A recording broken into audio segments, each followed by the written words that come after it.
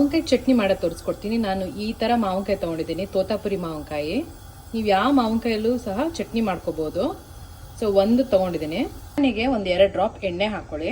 ಮಾವಿನಕಾಯಿ ಹುಳಿ ನೋಡಿಕೊಂಡು ನೀವು ಖಾರ ಹಾಕೋಬೇಕು. ನಾನು ಇಲ್ಲಿ 10 ಗುಂಟೂರು ಮೆಣಸಿನ್ಕಾಯಿ ಹಾಕೊಂಡಿದ್ದೀನಿ, ಕೆಂಪು ಮೆಣಸಿನ್ಕಾಯಿ ಹುರ್ಕೋಬೇಕು.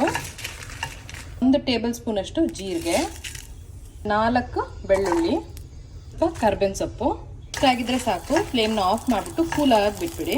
ಮಿಕ್ಸಿ ಜಾರ್ಗೆ 1 ಕಪ್ಪಷ್ಟು ಹಸಿ ತೆಂಗಿನ ತುರಿ, ಇಟ್ಕೊಂಡಿರೋ ಐಟಮ್ಸ್ನೆಲ್ಲ ಹಾಕೋಬೇಕು. ಕಾಯಿ ಹೊಟ್ಟು ಸಮೇತ ಹಾಕೊತಾ ಇದ್ದೀನಿ. ಈ ಥರ ಹೆಚ್ಚಿಟ್ಕೊಳ್ಳಿ.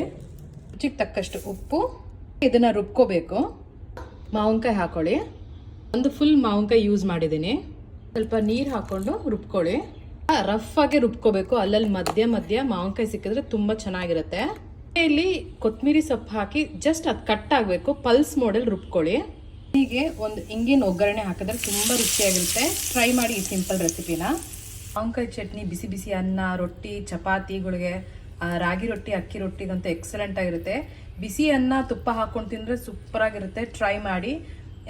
ಚಟ್ನಿಯಲ್ಲಿ, ಮಾವಿನಕಾಯಿ ಚಟ್ನಿಯಲ್ಲಿ ಸುಮಾರು ಥರ ಮಾಡ್ತಾರೆ. ಸಾಸಿವೆ, ಮೆಂತ್ಯ ಕಾಳು, ಜೀರಿಗೆ ಹಾಕಿ ವಿತೌಟ್ ತೆಂಗಿನಕಾಯಲ್ಲೂ ಮಾಡ್ತಾರೆ. ಅದನ್ನು ತೋರಿಸ್ಕೊಡ್ತೀನಿ. ಹುಳಿ ಮಾವಿನಕಾಯಲ್ಲಿ ಮಾಡಿದ್ರೆ ಅದು ತುಂಬ ಚೆನ್ನಾಗಿರುತ್ತೆ.